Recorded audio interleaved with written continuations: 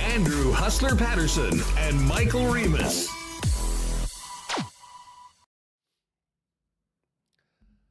All right, gang, let's do this. Back in the peg from Dallas, ready for Game 5 tonight in the whiteout. Do or die for the Winnipeg Jets, down 3-1 to the Dallas Stars in this second-round series. Welcome to Winnipeg Sports Talk. Andrew Paterson with you, along with Michael Remis. And it is winning time or go home time for the Winnipeg Jets tonight. Down at Canada Life Center, another late puck drop, 8:52 or thereabouts. We'll get going tonight. And the Winnipeg Jets are going to need to bring their best to get another chance to win a game at American Airlines Center in Dallas, Texas, and stay alive in the Stanley Cup Playoffs. Brandon Rewucki is going to join us coming up in about 40 minutes or so. And then I cannot wait to have Steve Koulias on today. Koulias, for people maybe that have been a little bit down, listen, we got to fire it up tonight. The team needs to fire it up tonight. The fans need to fire it up tonight. And nobody is more fired up 24/7, 365 than Kouleas from SiriusXM NHL Radio. So we're going to have a great chat with him, not only on the Jets play to get back into this series with the Dallas Stars, but we'll also touch on the Oilers completing the gentleman's sweep and sending the Vegas Golden Knights to the golf course. And, of course, the dismal performance of the Toronto Maple Leafs last night on home ice, getting absolutely embarrassed by the Florida Panthers to go down 3-2, heading on the road to Florida for Game 6, and now down 3-2 in their series after having a 2-0 lead. So we'll certainly get to some of the other action in the Stanley Cup playoffs, but the focus tonight is find a way to win and get back on that plane to the Lone Star State and stay alive for a Game 6 and an opportunity to finally break this damn losing streak on the road in the Stanley Cup playoffs and earn a 7th game here in Winnipeg in the whiteout, where the Jets have been great in the playoffs so far, minus the one blemish on the card, and that would be Game 1 of this series against Dallas, which is a big reason why this team is facing elimination tonight. We'll also get to the Cool Bet lines a little later on. 2 games tonight in the National Hockey League. We'll start it off with Washington, Carolina, and then the main event, the late night game, Winnipeg and Dallas in Game 5 right here in the River City. Couple things to get to right off the bat, and I'm going to bring Michael Remis in, and I will tell you this. I put out that tweet. We talked about it a little bit yesterday about just the aftermath of Game 4, and I said, I'll just read the tweet out if you missed it. I know many of you are killing him right now, and I get it, but I will ride with this guy being Connor Hellebuck until the end. Win Game 5 and get it back here to Dallas for Game 6. Not over. And it is not over. For any of you that are not math guys, or missed your grade 1 or grade 2 arithmetic classes, 3 is not 4. And you don't move on to the next series until you win 4 games. The Dallas Stars, to their credit, have won 3 of them. The Jets only have 1. But there's a reason why we're going to be putting the whites on and gathering downtown again tonight, is because this series is still on. And the Winnipeg Jets, with Games 5 and potentially a Game 7 at home, still have the opportunity to make this thing very interesting and potentially get back into it and, force that game and see what happens in game number 7. Now, I've been buoyed by the fact that a lot of Jet fans, usually on social media, it's more just the negativity is what sort of gets the clicks and what, gets the engagement and what unfortunately probably comes across their feed. I mean, I get it. A lot of Jet fans were disappointed after Games 3 and 4 and just kind of went dark or went quiet. I know a few people didn't want to tune into the show yesterday because they knew we'd be talking about the team that's down 3-1. Listen, that's part of being a fan. I get it. But there's been a lot of people that said, damn right, this guy has been the best player in the league this year. We believe in him. We believe in this team. The team's won a lot more than anybody throughout the regular season, and did some pretty amazing things in round number 1. Now, yes, if you're down 3-1, history will tell you you've got about a 9% chance of winning. But 9% is still significant, and that will go up significantly if they can get this win tonight, which I think is very much on the table for Winnipeg, considering the way they played at home throughout the Stanley Cup playoffs and this season. You know what has a way less chance of 9% happening? How about it being 37 degrees in Winnipeg, Manitoba in the first half of May? That happened this week. And for all these moron Blues fans that are in my mentions saying it's over, you people of any fan base should know it's not over, because the series has never looked more over than the Winnipeg St. Louis first round series did in Game 7 with 2 minutes left when the Blues were up 3-1 and everyone had written the Winnipeg Jets off. And guess what? It's the Jets playing the Dallas Stars right now as well. So I urge you, Jet fans, keep the positive vibes going. This team has proven over and over again that they've been able to rise to the occasion. The Dallas Stars are a hell of a hockey team. It's not going to be easy. But can they win tonight? Absolutely. Let's get this thing back to Dallas and see what can happen with a desperate team playing on the road for their playoff lives. But to do that, they got to find a way to win tonight, and that is the only thing that matters once the puck drops at 8:52 p.m. Let's get Remis in here. First off, big shout out to the sponsors that make WST happen each and every day. Of course, our partners at Coolbet Canada, Princess Auto, Ben Moss Jewelers and Prairie Toyota Dealers, St. Vital Dental Center, Manitoba Battery, Rollies Transfer, Canadian Club, Let's Do It Travel, F Apparel, and Aikens Lake Wilderness Lodge, Royal Sports, Boston Pizza, Little Brown Jug, the Winnipeg Goldeyes, Assiniboia Downs, Breezy Bend. Of course, we'll get to a why not question of the day for not Autocorp, but Waverly and McGillivray. And we'll fire up some fan feedback for fansfirst.ca. Remo, I am back. I got back home at about 4:30 in the morning last night, but there's no time to rest. It's time to get up. It's time to get fired up, and it's time to get ready for Game 5 with the Winnipeg Jets season on the line. What's going on? I'm feeling ready, Huss. I think there's a lot of more optimism out there. I was playing hockey last night, and a lot of the guys on my team said, hey, you just got to win one game. Can the Winnipeg Jets win a Game 5 at home against Dallas? I think they've shown that they can do that. They're going to need guys to step up that haven't this series. We mentioned yesterday the numbers for Connor Hellebuck. Well, at 5-on-5, he's been pretty good in this series. 918 save percentage. But on the penalty kill, not great. It's been like, 500 in Game 4. Jake Ottinger has been very good. And we'll have to see. Can the Jets bury their chances, especially on the power play?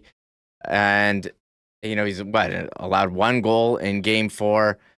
They scored 2 goals in the last 2 games, but the Jets have been very good at home. Different team. They're not really, showing their hand, Scott Arneal, on the lines. They practiced with the traditional lines: Connor Scheifele, Velarde, Ehlers, Nemesnikov, Perfetti, Niederreiter, Lowry, Appleton, Bannon, Tanev, Barron, Iafallo.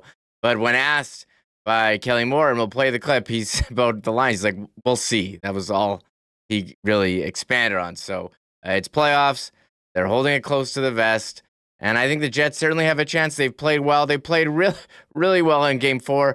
But Jake Ottinger and the power play were better than the Jets' goaltending and power play. And we've seen the Jets' power play be strong all year. Tonight would be a night to find a couple power play goals and get a couple extra saves and try to extend this thing. And you never know. I know they haven't won a road playoff game in a couple seasons now, but this game, if there was a Game 6, would be the time to do that. And then Game 7, anyone knows. So I think they're closer than you think, down 3-1. It wasn't like they went into Dallas and laid an egg, although we saw that in St. Louis in Game 4, and the Jets came back and won Game 5. So, but hey, they've played Dallas tight Game 1 and Game 4. Let's see if they can win a game at home, which they're certainly capable of.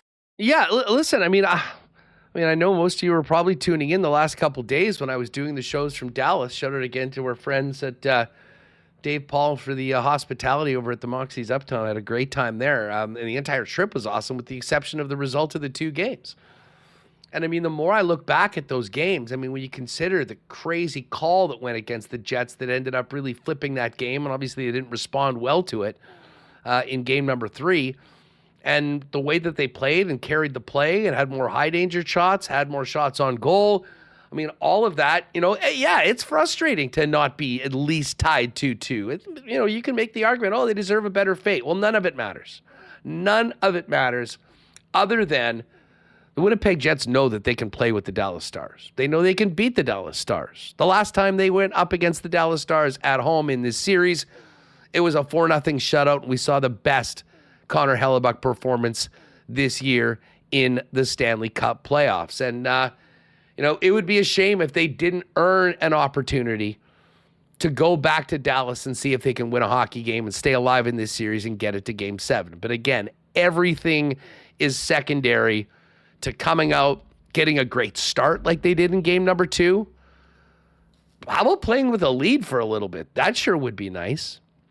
And finding that scoring touch as well that has kind of been a little bit absent for the majority of this series. I mean, they scored 4 goals in game number 2.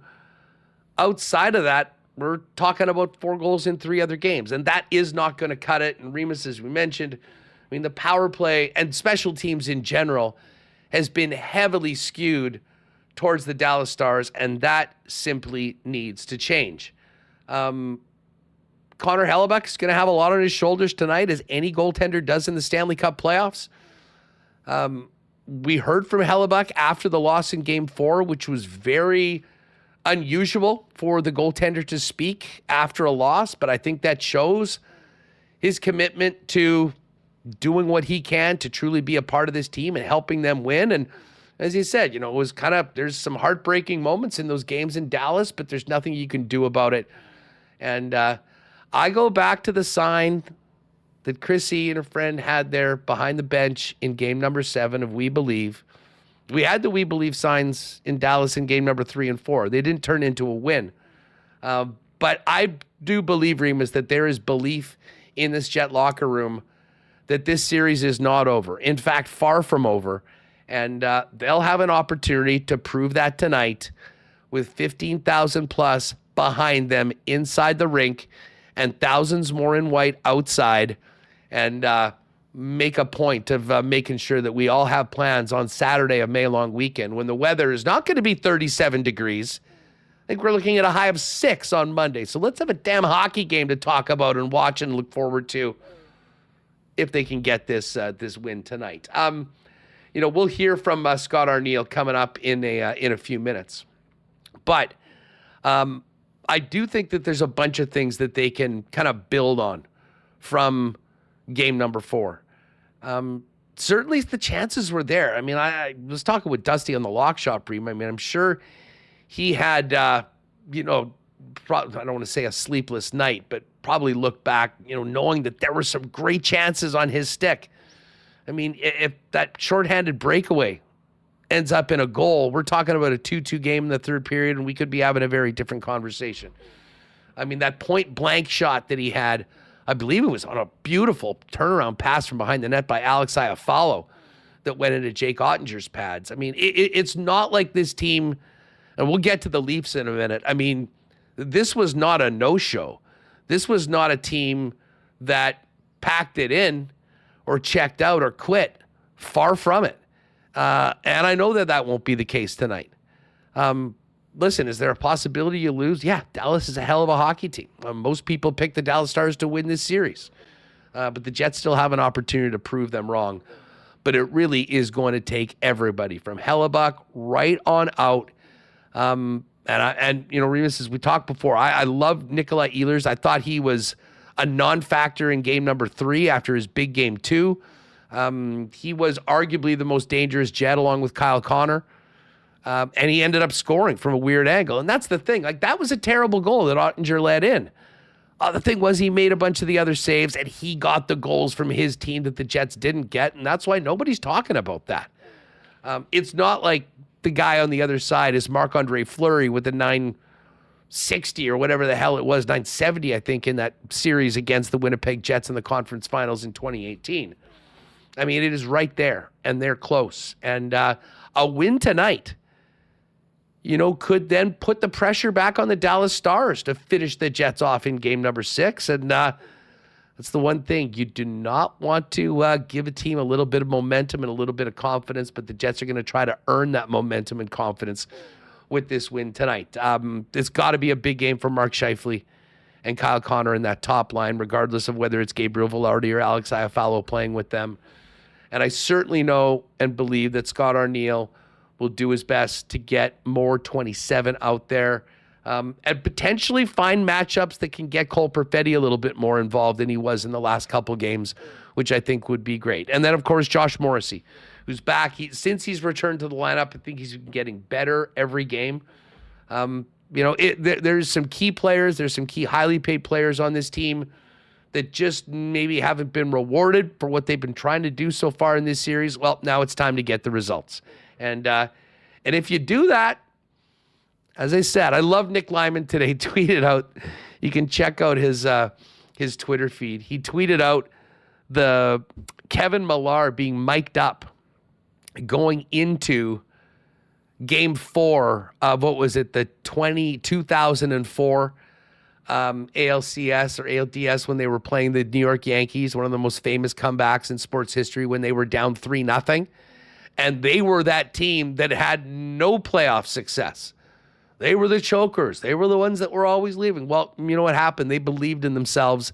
They got one win. They got on a bit of a roll. And I would love to see it happen tonight. But it is going to take everybody to raise their level of play, to play together, to stick to the plan, to play Winnipeg Jets hockey. And maybe a break or two would be nice as well, Remis, but you can't count on it. They got to earn those opportunities and create their own luck tonight. Yeah, the top players going to have to be their top players. Connor Hellebuck needs to have an A game. You mentioned Scheifele and Connor on the power play, but how about secondary scoring? These guys got to score at some point, right? Cole Perfetti was so good in round 1, so good in game 7. 0 points in the series. Domestikov really stepped up when Mark Scheifele was out. 0 points in this series. Brandon Tanev, he's got 0 points. Iafallo, like to see him get on the board at some point. In the fourth line, they were so good against St. Louis with Jared Anderson, Dolan.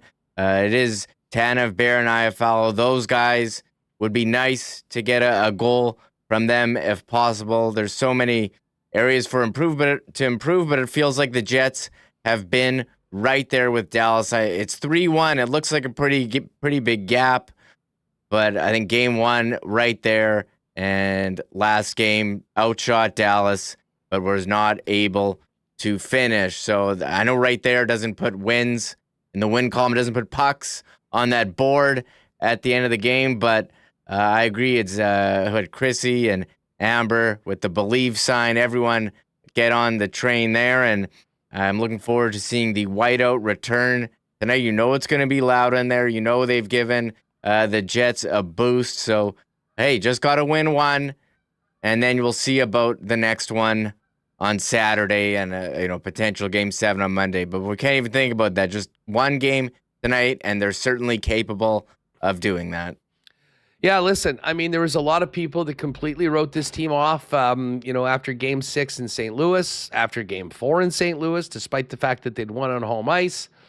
And I see Styles T in here. Big players get bigger in the playoffs. Half this league sleeps through the regular season. Jets are better than they were, but not good enough for Lord Stanley. I mean, they've got an opportunity to prove the Styles T's of the world wrong.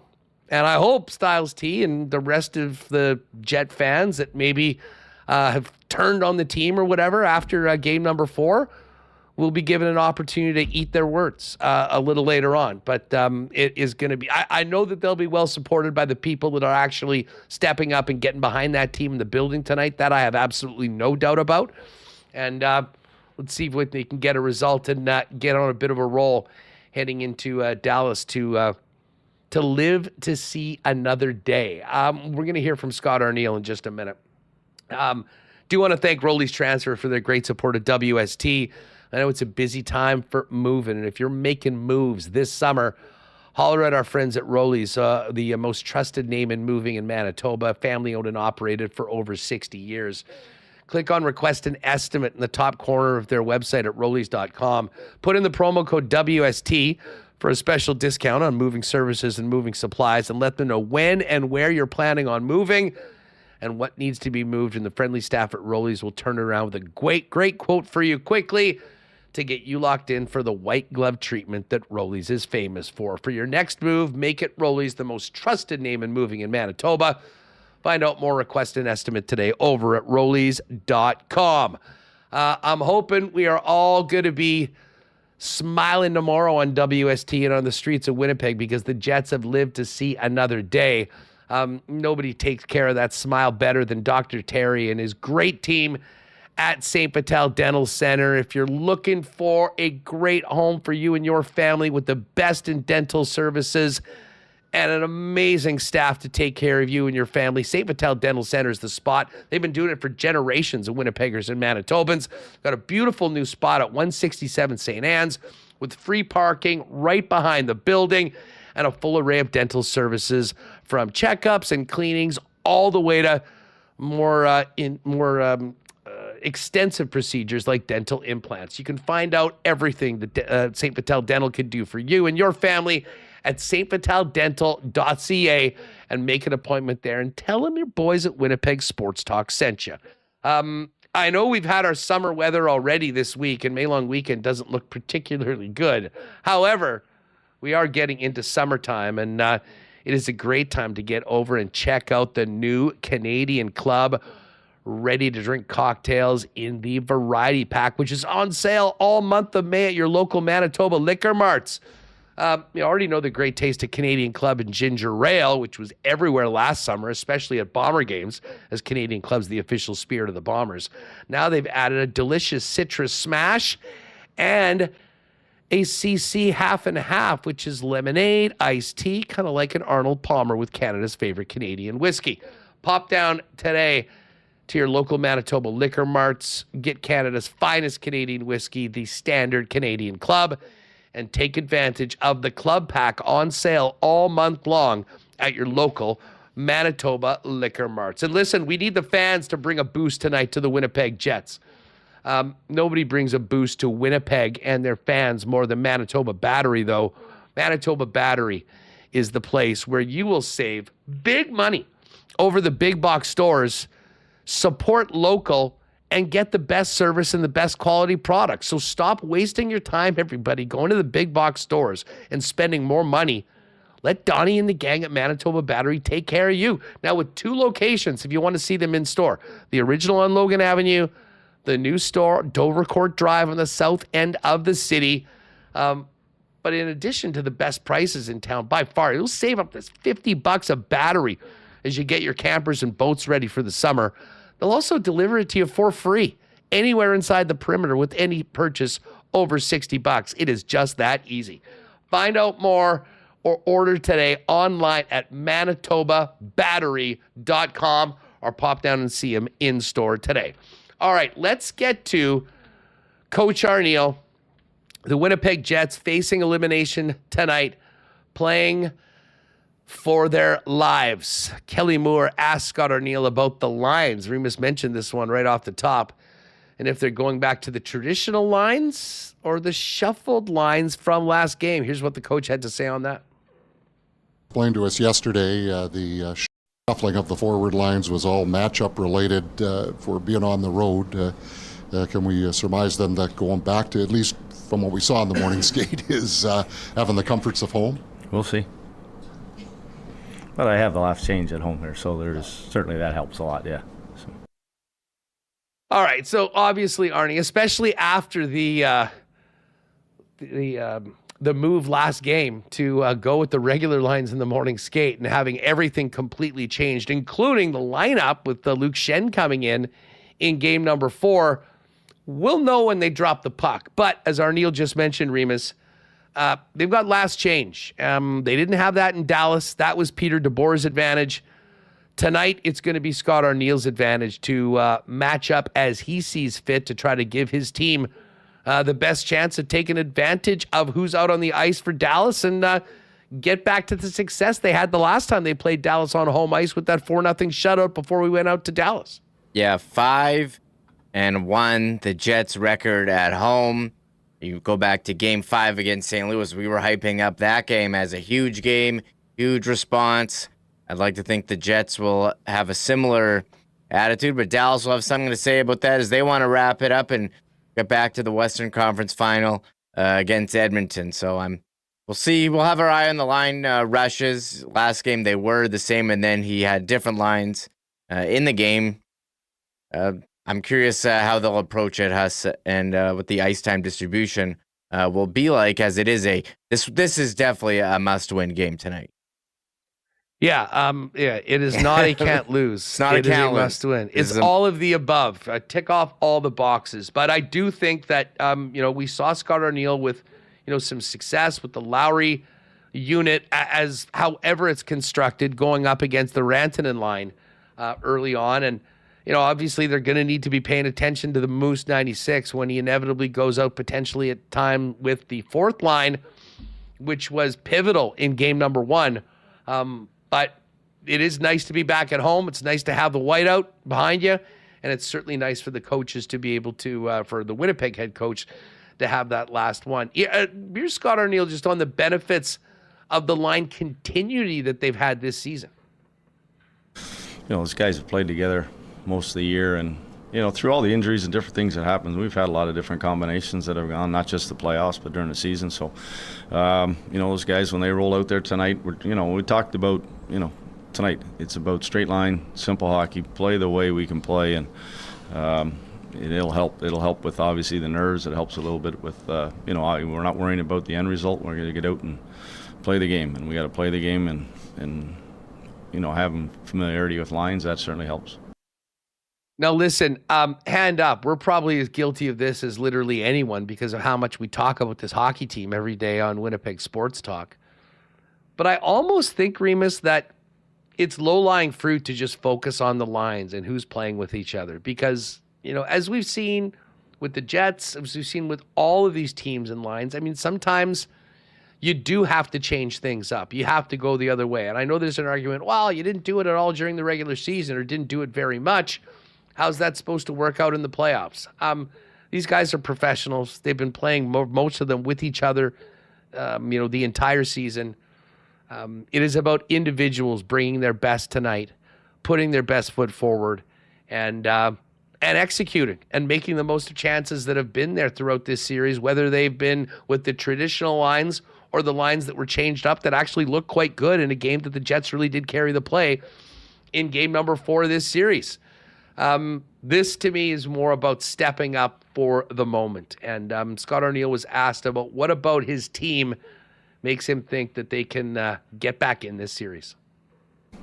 Really not worrying about 6 right now. This is Game 5. We got to make sure we win. And talked about it over the course of the year. Went through it in the St. Louis series about responding after tough games and being better the next one. And these are all lessons learned. So whatever we've learned through the 82 games, coming off those moments when we weren't at our best and how we bounced back and putting that game behind us, we've done our review. Now it's time to move forward, be the best version of ourselves tonight. That's all we ask. We'll worry about what happens after tonight. Make sure we get the job done.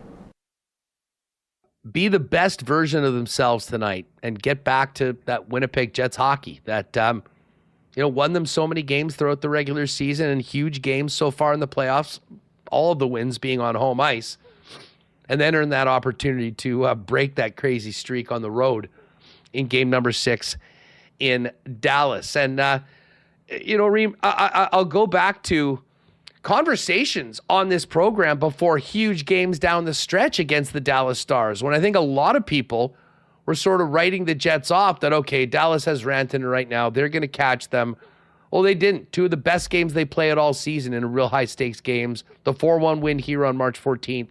The 4-0 win in Dallas on the 10th of April. This isn't just something, it would be nice if they could do it. They have done it before. They know that they can, and it's pretty clear that that is what will be expected of his hockey club tonight, to both believe in themselves, but to go out, play their best, and get the job done, which they know that they can. Yeah, you're mentioning regular season games, but how about playoffs? How about, I don't know, like May 9, a couple days ago in Game 2, when the Jets won 4-0 against the same Dallas Stars, and Connor Hellebuyck got the shutout. And, crazy things happened in the playoffs. We just saw Stuart Skinner with back-to-back shutouts against the Vegas Golden Knights. And if there's anyone who is capable of doing that, it is Connor Hellebuyck. We've mentioned his 5-on-5 save percentage in this series been quite good. And we'll see, if the Jets can stay out of the box tonight. I did put out a poll, just now. What's the biggest key to forcing a Game 6?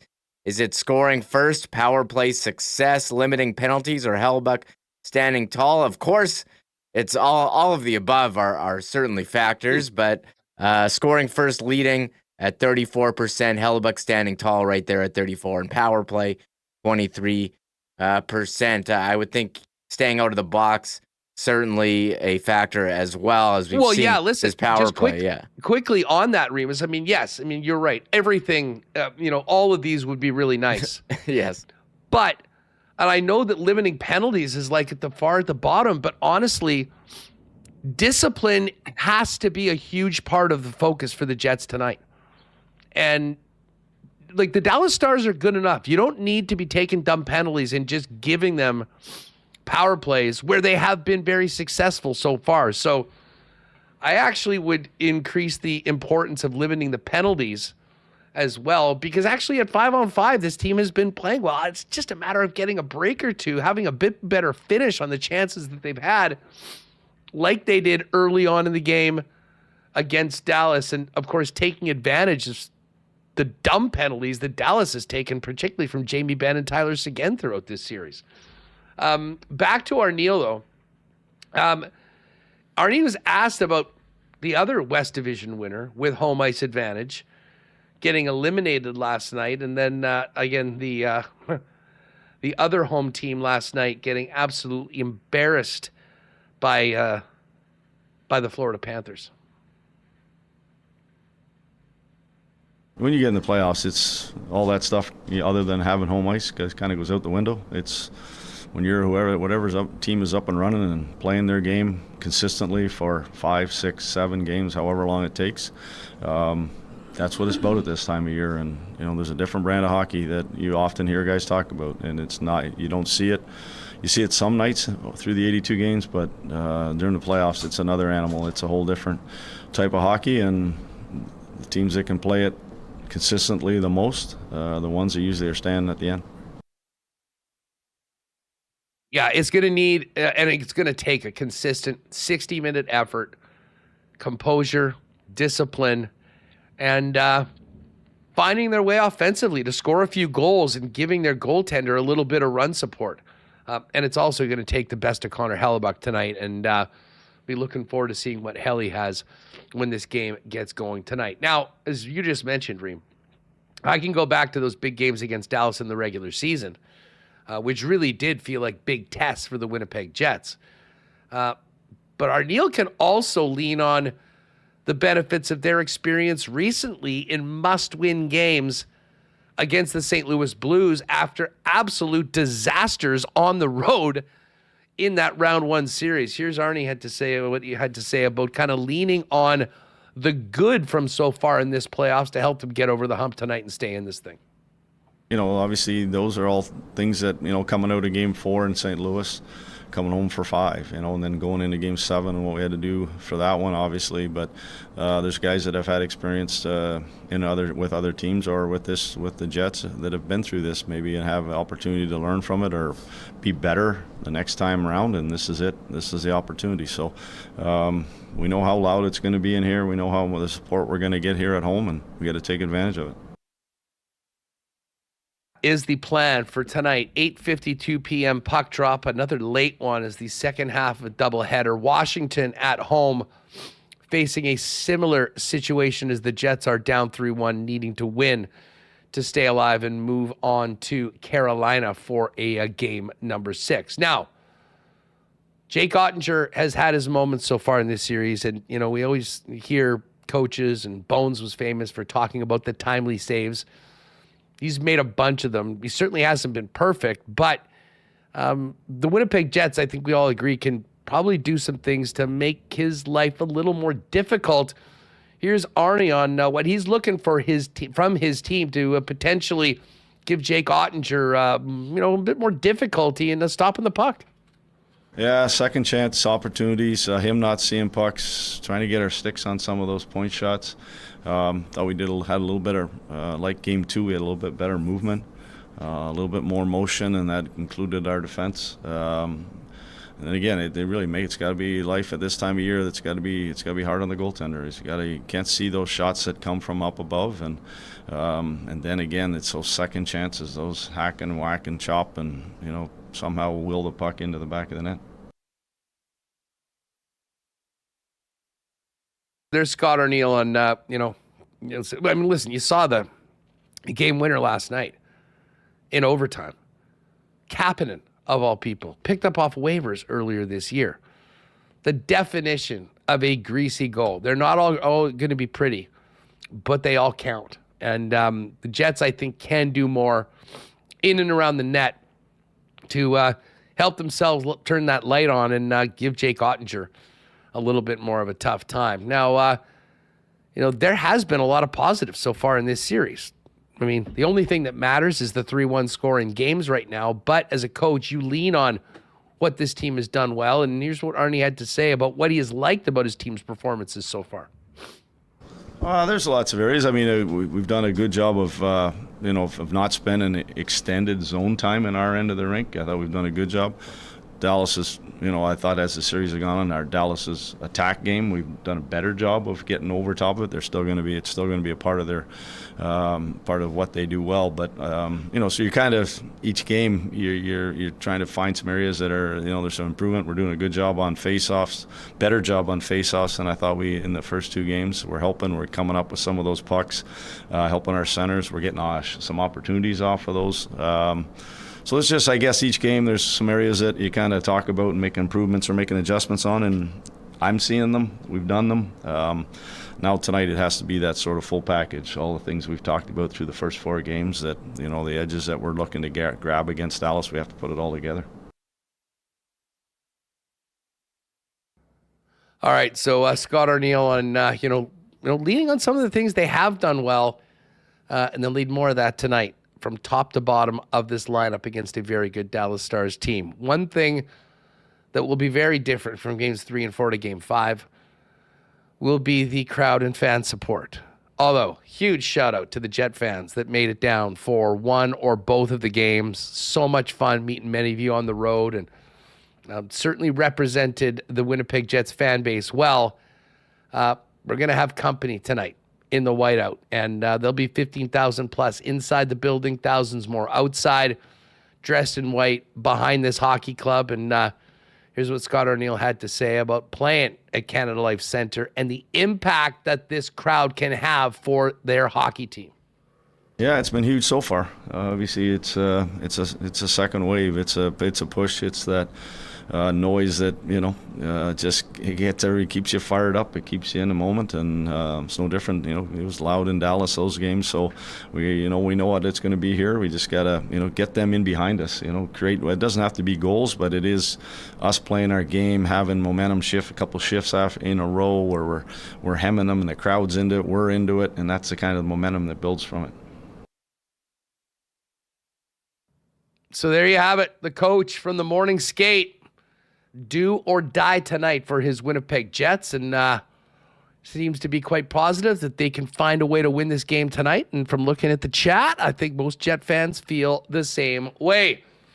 We're going to bring Brandon, and we'll talk more about how this team can get back in this series in just a moment.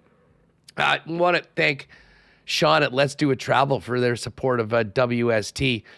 I think I mentioned that, that trip to Dallas was a very impromptu decision made after game number 1 with a couple friends. And, I hit up Sean at Let's Do It Travel saying, hey, dude, we're heading down to Dallas. And, within 10 minutes or 15 minutes, basically, he fired me back some great hotel options, of which we used one of them. It was just like about a kilometer, not even from the rink, which made for a great trip. I mean, that sort of expertise can really help you make the most of any vacation. I mean, if you're spending your precious holiday time on an all-inclusive next year in somewhere like Mexico, or man, if you're planning a destination wedding, that better be a 10 out of 10, guys. Or even that dream sports trip that you're doing. Experts like Sean at Let's Do It Travel can help you make the best decisions, and maybe most importantly, stretch your travel dollar further so you're getting the most out of your time away from home. Give them a follow on Instagram at Let's Do It Travel, WPG. And check out the website at letsdoittravel.com. And best part about it is being an OG WST listener, Sean's also waiving booking fees for any Winnipeg Sports Talk listener that uses Let's Do It Travel services. So make sure you follow on Instagram at Let's Do It Travel, WPG. Hit him up with a message for all your travel needs, and tell him that Winnipeg Sports Talk sent you for no booking fees whatsoever. Princess Auto has been behind the Jets all year and all through the playoffs with the Whiteout Mania promotion. Here's hoping that we'll be able to talk about that beyond tonight. Of course, Princess Auto also proud sponsors of the Bombers and the home of the blue and gold, Princess Auto Stadium, and the place where you'll find the best deals on the most unique assortment of tools and equipment around. Everything you need to complete the projects on your list or start something new. Pop by and see them, Panet Road, Portage Avenue West, out in Brandon for our friends in Westman. And you can always shop online 24/7, 365 at princessauto.com. I am looking forward to fishing season, and I am always looking forward to maybe the best 3 or 4 days of the year, which is, of course, getting out to Aikens Lake Wilderness Lodge. If you're thinking about an incredible fishing trip, check out Aikens. It is, you can be on the water after a short flight in less than 2 hours from the city of Winnipeg.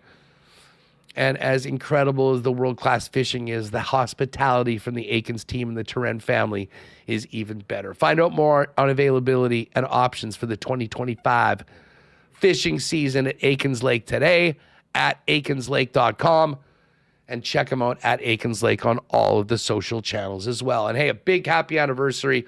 Just last weekend, our friends at F Apparel celebrated 15 years as the go-to spot for custom men's clothing in town.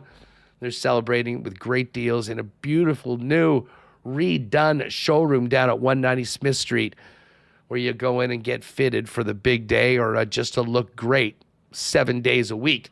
Custom suits, chinos, golf pants, custom shirts, the best selection of menswear accessories. It's all waiting for you at F Apparel. And of course, they still are enjoying that special discount for wedding parties. If you guys want to get your suits for the big day, you'll get an even better deal at F Apparel. Mention that.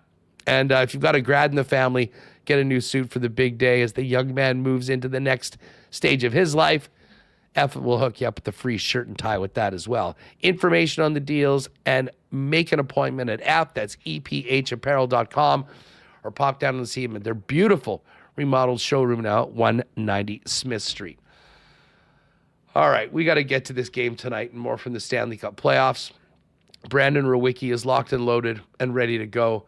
And this segment's brought to you by your Prairie Toyota dealers, who also want to remind you to get in and go with the Toyota Tundra. Quality that means it has the strength to take on any challenge, off-road or hauling a heavy load. And it's backed by the peace of mind knowing it's a Toyota. Take the road less travel in comfort, room for teammates, friends, and gear. Work that rear power window so you can let in the fresh air. And can we talk about how good this truck looks everywhere it goes? The Toyota Tundra is turning heads. From $154 weekly for 60 months at 5.19% APR with $66.99 down. Hybrid also available. Visit shoptoyota.ca today. All right, let's welcome Brandon Rewucki in from the Skates and Plates pod. Rew, what's going on? How are you today, my man? Doing pretty good, thanks. Decided to try to switch the vibes up a little bit, so grabbed a little hoagie boys for lunch. Nice. Which one did you get? They had a new special on. It was like a Reuben style thing, but they didn't have it there, so I went with my next go-to, which is the Bronco Buster. So it's no Dallas Star Buster, but I'm hoping was pretty much just an excuse to pig out, to be honest. But I'm just hoping, like, we're trying to change the atmosphere and the vibes here, right? So some people do the rally cap, I do the rally sandwich. So I'm feeling good about tonight. Love it, love it. Well, I mean, I can tell you from being in the building for those two in Dallas that the Jets had their moments, played really well, especially in game number 4. And I got a bunch of texts throughout the game. How the heck are they losing this game? None of that really matters right now, but I mean, this is a far cry from getting blown out the way they did against the St. Louis Blues on the road. It has been close. Maybe they deserve a better fate. As I said, none of that matters right now. We know what the score in the series is. It's 3-1, and it is time to put forth their best performance of the playoffs tonight and play with the desperation that their situation suggests. Yeah, well, unfortunately, the NHL doesn't count series leads by deserve to win meters. They do it by the scoreboard at the end. But having said that, you're right. Like, it's bizarre. It's not like you can make the case the Jets haven't played a quote unquote bad game so far this series, and they're down 3-1. And even the win that they had, it was it wasn't like a resounding sort of 6-0 victory like we saw in Toronto last night.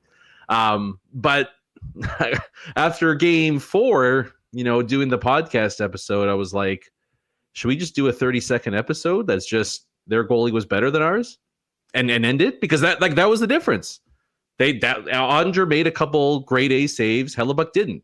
That's how the game ends up, with Dallas kind of pulling away at the end there. So the team, it's more than just Hellebuck, but there's no doubt that the star players and really the leadership group for the team needs to be the ones that step up tonight first, and then over the next couple of games, or regardless of what they do, they're not going to be able to find a way to extend this into game 6, game 7. Yeah, listen, I mean, I'm right there with you. I mean, I thought Hellebuck, in game 4 did make some big saves that kept the game close. The first one, just that doesn't go in. It can't go in. It can't. And, I appreciated him speaking afterwards that he still hadn't seen it yet. It seemed like a perfect shot just above his pad, below his glove. I mean, whatever. I guess that stuff happens. But like we talked about at times during the St. Louis series, that's at a time where you really need the rest of the team to sort of pick their goaltender up. And, listen, it wasn't for lack of trying. I mean, 72 shot attempts to 45, some glorious grade A chances from the likes of Nikolai Ehlers and particularly Kyle Connor. And, a lack of finish has been hurting this club, both on the power play and at 5-on-5. And the 5-on-5 save percentage for Hellebuck has been great. He's actually better than Jake Ottinger. But the combination of some poor discipline, some unnecessary penalties, and the inability to kill them, whether that's the PK, although to be honest, I thought the PK played really well in game 4. That's what's so frustrating about the 2 that went in. The first one can't go in. And that second one, I mean, it's a 4-minute power play. With 2 seconds left, right? 2 seconds left on an absolutely perfect shot, but coming right after Kyle Connor stoned on a shorthanded breakaway by Jake Ottinger. So you were right. Like, listen, the Dallas Stars are a good enough team, one of the best in the National Hockey League, that, you can play very well, and the margins will still be very, very thin between winning and losing. The Jets have been on the wrong end of that for the last couple games, but I don't think that they're far off from being on the right side of that ledger. And, you win this one, you earn an opportunity to get back and break this losing streak on the road, and then see what happens. Yeah, like I don't think the series is over just yet. I know it's easy to be doom and gloom, and I mean, look, the odds are clearly not in there. Like, it's 10%, I think, teams to come back from 3-1 deficits. I think the Jets legitimately have a better shot than 10%. But even having said that, it's overwhelmingly, obviously, in Dallas's favor here. But it starts with game 5, right? Like, you can't win 3 games in a row with an effort tonight. So it's one of those tricky things where you need to leave it all out there on the ice, but you also can't push the issue too much if you're the Jets, right? Like, there is an element of trying too hard can sometimes be a detriment to what you do. So it just needs to be, I think, a sharper focus on the minor details for Winnipeg. And they're going to be just fine. Hellebuck's played pretty well at home. So you think you hope that takes care of itself. Then you look at the power play. It's been getting closer, right? Like, again, it's one of those weird things where it's not like they're out there, flinging the puck through the neutral zone and they just can't even get into the zone, let alone generate chances. Like, they're close. I'd like to see Gabe Vilardi get a little more of the puck inside the O zone on the power play. But like they're right there on that. And like you said, that the PK was 1 second away from a perfect, completely momentum turning penalty kill. And it's just one bad bounce, a good shot, and away you go there. So they're right there in it still. And they'll have to face their road demons if they win Game 5. And that we can worry about that a few days down the line here. But things can turn really quickly, right? I mean, Edmonton was basically on the ropes against the Kings. They might be the Cup favorite right now. You look at the Florida-Toronto series. Toronto was a goal away from being up 3-0. And now Florida looks like they're going to wipe the floor with it. So, like, narratives and things can change really, really quickly come postseason time. And I think the Jets can legitimately look at how things have gone through 4 games and be like, if we get one, we can find our way back into this. Like, this isn't an insurmountable peak that we have to climb here. It's just get the job done through 60 tonight, and then we worry about how to attack our road issues in a couple days' time. Kelly Strothman said, love the positive talk, Huss and Reem. This team's put together multiple winning streaks this year. No reason they can't do it again. Positive thinking.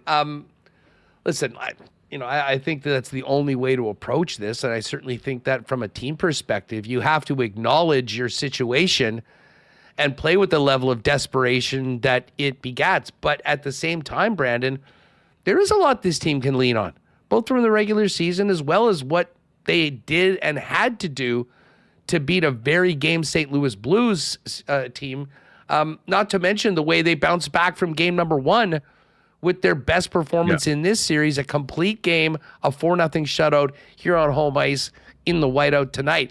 And, you mentioned it's like 9-10% for teams that are down 3-1. I'd love to know the break between teams that are down 3-1, not having home ice advantage in the series, as opposed to 3-1. Because I'll tell you what, if the Jets can win this game tonight, they will be in a much better situation than the Toronto Maple Leafs going into Game 6, where the Panthers have all of the momentum. A win tonight, I think, makes Dallas kind of realize that this is a game that sort of they have to have. And if you continue playing with that desperation that, you have to have at that time and give yourself a chance to win, once you get to Game 7 at home, anything can happen. But it is important to note that of these 3 games that they have to win, 2 of them, including tonight, are at home to get things started and get this ball rolling for the Jets. Yeah, and that's the big part too, is like the mental battle, like you said there, where and really regardless of how they do it, like, they could get completely blown out on the shot chart. Hellebuck steals one for you, and it's like, like Helly's back, we're feeling good. Or you win a tight one, and like however they go about winning the game, they can craft the narrative in their head that, hey, we're doing X and X right, or we can do Y and Z better, and we're going to be just fine over the next 2 games. And then it just a tiny seed of doubt in Dallas's mind, right? So again, I think it's important to remember that, yes, the results haven't gone in the Jets' favor so far, but the stretches of game time that they've been outclassed by the Dallas Stars has been really, really minimal. And you can make the case the Jets might have been the better team in all 4 games. So it's not like you're asking them to do a complete 180 and find a way to, try to slow down this relentless attack towards you like it was against Colorado a couple years ago. It's been pretty back and forth to the point I think you can legitimately not even need to have any shades of delusion in your mind. We can just like point to this number, and be like, we're right there. But you just get that one bounce, maybe 1 or 2 things to go your way. And like I said earlier, narratives and momentum can change very, very quickly come playoff time.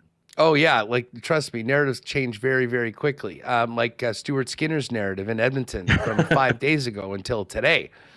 I mean, listen, it's part of being fans. It's overreacting to everything. It's the importance and it's the emotional investment that everyone puts in, where the good seems like it can't get any better and the bad seems like it's the end of the world. And it's always somewhere in the middle. But from a sober view of this series from 10,000 feet, it's been really, really close. And maybe it's time for the Jets to get a break or two. One thing that has to happen, whether it's a break, whether it's something they create themselves, they have to get the offense going. Like, and you know, we're going to talk about this with Steve Koulias. I mean, Jake Odgers let in a few bad goals too. Yeah. I mean, this isn't a guy that's absolutely stood on his head, but when they've needed, he's made a couple of the old timely saves, as Bones would call it, and kept them in those games. I mean, you wonder how things would be different if just one or two plays went different or one particular call in game 3. But again, there's nothing that you can dwell on. It has to be all about your season is on the line. Play like it tonight. And you know, have some good stuff happen early on. Get the crowd behind you. Yeah. And not play with the pressure of, oh my God, what if? But embracing the moment, much like we said about Game 7. Embracing the challenge and opportunity of a Game 7, which took a full 60 and then 90 minutes to happen. But that, I think, is also something that they can really lean on right now in a game that, you know, could define this series and definitely their playoff run.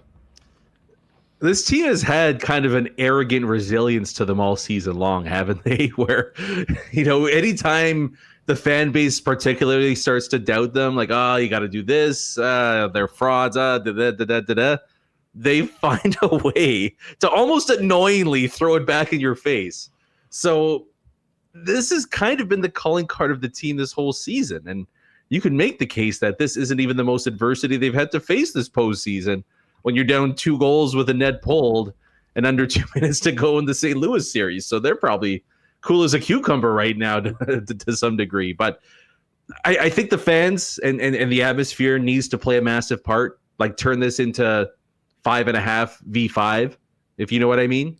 And there's going to be a tangible benefit to the Jets for that to happen, but they also need to give the fans a little something to get, you know, nasty and noisy about. I'd like to see the physicality ramp up. Like, I don't know if it's just because Dallas plays such a drastically different style than St. Louis, where the Blues forced their physicality on you that they've maybe held back a bit. But like, go in there and just throw a couple bone crunching checks in the forecheck, even if the puck's gone, right? Like, just something to get the building up and in there, I think would go a long way. And the other thing I think is really simple, Huss, play your best players the most. I mean, again, we do the Nick Ehlers thing, but like, he's been dangerous this whole series. He's not even in the top 5 on 5-on-5 I don't ice know time about today. Game 3. I thought he had a really, really rough Game 3, to be honest with you. But to his credit, Even then, that's games 1, 2, 4. Yeah, well, listen, I mean, that's the exact thing, and that's the Nikolai Ehlers they need, and we saw more of that in game number 4. Well, speaking of that, like, what were your thoughts on, and again, Arneal's being very, very coy. I have no idea what we're going to see for lines tonight, whether it's the standard lines that we've seen, and maybe we will see something like that because at least they can focus with his preferred checking line against the Rantanen line. But at the same time, I actually really like the lines that they put together in game number 4, despite the fact that it wasn't enough to generate the goals they needed to win. I mean, where are you at on where you might want to start? And in particular, what's the best matchup for Rantanen, Hintz, and Granlund, who have really been the difference for Dallas? I mean, It hasn't been anybody else. Listen, Rantanen's had a couple goals playing with the 4th line when Adam Lowry's been off. But, you know, when they've had that matchup, they've actually done a pretty good job against them here in Winnipeg. That's the funny thing, is that Dallas has had basically no depth scoring this whole series, and it just doesn't matter when you have one line and realistically one player goes supernova, although Granlund morphed into Yari Curry on Tuesday night, which was super awesome to see. No, it wasn't. They're against the Rantanen line, and that in theory, you think you feel pretty good with either Scheifele or Lowry out there against the Rantanen line.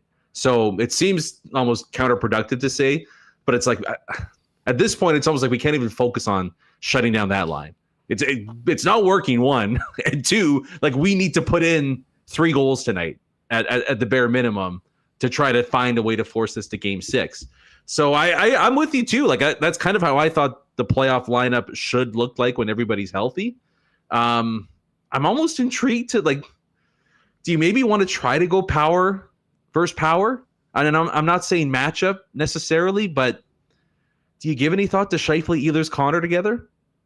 And just say, let's just put our best guys, let's put all our eggs in one basket here, and let's just try to overwhelm them with skill and speed. I wonder if that's maybe the plan D option here, because they've tried plans A, B, and C, and they haven't put together a ton of offense so far this series. That one kind of intrigues me, but at the very least, I think the certainties need to be Adam Lowry needs to be in the 2-hole. We just haven't seen the Vladdy that we saw at the tail end of the St. Louis series. And when you're at this point, there's just no time to waste. You can't wait for somebody to play their way back into it. And then from there, you're going to have your wingers in the top 6 as Connor, Velarde, Ehlers. I'd probably throw Cole back up there. He hasn't had a great series like we saw in St. Louis, but I just think right now it's all about trying to find a little bit of offense, and we're just not seeing that with the majority of the flankers in the bottom 6 there. So, again, it's just, to me, let's get our best guys out there for as many minutes as possible, and we'll live and die by that. And if it doesn't work out, it doesn't work out. Well, and again, we can talk about lines and line combinations the whole time. Honestly, I think we probably make way too much of it. But this is an opportunity for these guys, every player, to step up individually with their best performance. And there's nothing wrong with having a player to, like the Dallas Stars have done with Rantanen in one game and Granlund another game, putting the team on their back and having, a game for the ages. And I think there's some guys that are really due for that. Scheifele's at the top of that list in this series. I think Kyle Connor's had opportunities. He probably took a little longer to get to sleep after game 4, knowing the opportunities that were on his stick right now. And the other guy, as much as I'm totally with you, Pionk and Samberg have to be the matchup for the Rantanen line. Let's hope that opens up some more opportunity for Josh Morrissey to once again prove that he is one of the truly elite defensemen in this league and help add some offense to this team. Yeah. Like he did with that beautiful setup to Niederreiter in the third game, the first one in Dallas. Now, that was exactly it, where it's that was the first time we'd seen Jomo this playoffs, right? Where he basically out of thin air just conjures up a goal for the Jets, right? They need him to do that. They need Scheifele, they need Connor, they need Ehlers. Because again, when you build a team a certain way, yes, you always need a third and a fourth line to chip in with a goal now and then. Yes, you need, your second and third pair defensively to maybe grab a point here or there, or make a big defensive, all that stuff. But ultimately, when you build your team around a certain group of players, they're the ones that need to elevate their games when you need them the most. Toronto is crumbling, as they have, and that's the fatal flaw of their team right now. The Jets can't let that be the narrative of their potential demise against the Dallas Stars. So kind of like what you're saying there, we're line combo this, match up this guy with this guy, yada, yada, yada. Scheifele needs to get on the board. Connor needs to get on the board. Ehlers needs to be dangerous. Morrissey needs to create something on his own. And Hellebuck's got to play like the regular season goalie we've seen. They do that. They've got a chance to win 3 straight. You get 2 out of 4 of those, you're going home early. So you build your team a certain way, and you need those that are a part of your core group and your main guys to step up. And now it's on them to do so here. Hey, just before we break, you mentioned last night. I was traveling, so I was just sort of keeping up to date on my phone, and I saw, it's 1-0 for Florida after the first, not the end of the world. And then I saw the comments of people that I respect talking about how they played in that first period, and then you look and it's 4-0, and then it's 6-0. It takes a lot to say this is one of the most embarrassing losses in Leaf history, but every Leaf fan I've talked to has said that's right up there. We'll ask Steve Kouleas about what he thinks about it. I have a hard time imagining them winning Game 6, considering the way this series has turned. And I do wonder how different that team, although we say this every year when they flame out in the playoffs, and they haven't, but it's a little different this year with Mitch Marner being a free agent. But No accountability after the game from Marner or Matthews, which is a terrible sign. And just an absolute no-show in that. That's the one thing I hate when some people like to compare the Jets and the Leafs. I'm offended by that after what we saw from last night. And I think we'll see the Winnipeg Jets tonight, hopefully, show that they're a very different team than what the Leafs showed last night, with in a much better situation at 2-2 against a team that had sort of grabbed the momentum back with 2 home wins to push it through. Wow. Anybody that's played any level of sports, you just know that you witnessed an appalling display of complete ineptitude in terms of a competitive fire. Like, that's what blows me. Like, it's one like, and I like the injustice of being compared to the Maple Leafs, but like, I think they're being unfairly compared to the Capitals that couldn't get over the hump, because those Washington teams played their asses off. They couldn't beat one specific team that was also winning a couple Stanley Cups during that time. But like, there is just no fight in this Maple Leaf squad. And it's crazy to me that, and I honestly think they're not getting enough heat. Like, imagine if LeBron James ever played a game like we saw Austin Matthews just did. Like, ESPN would have content for 2.5 years. But it seems like there's this weird sort of narrative around them that like they're still a young group figuring it out. Austin Matthews is going to be 28 in a couple months. Like, they're not young anymore. That's why this is the worst loss by a country mile of any of the other ones that they've had here, because ostensibly they've figured out their lesson, right? Like, we've lost before. We know what we did wrong. We can figure it out here. But it's just compounding and getting worse and worse and worse. And what's crazy to me is all these losses over the years in the playoffs, all these no-shows, like you never see any fire out of that team. Like, you would think if you're somebody like Austin Matthews, you're 6'3", 230. Like, at some point, even if the puck's not going in, wouldn't you just like, F it? I'm grabbing the puck, I'm skating to the front of the net, and I'm taking 2 or 3 guys with me. Or I'm going to bash somebody in the corner, right? Like, you just see nothing. And the body language is the worst of any team I've ever seen in pro sports. The second the going gets tough, they just fold. Like, they don't even want to think about entertaining a battle of adversity there. So I'm with you where it's like, they can't run it back again, can they? But they have. But there's no reason at this point to think that it's going to get any better for them, because it's just a complete lack of intrinsic desire from the main guys on the team. I would say outside of Willie Nylander, who always, surprisingly performs when the team needs him.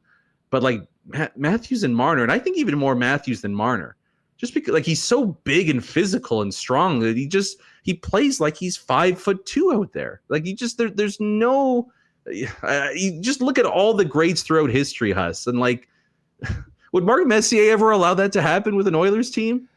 Did you hear Messier talk about that performance after the game on TNT last night?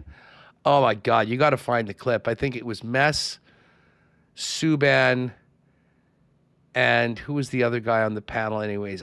It was, he lit them up. Messier, to put it bluntly, was absolutely disgusted by what they saw from the Leafs on home ice. And listen, the Jets might lose this game tonight.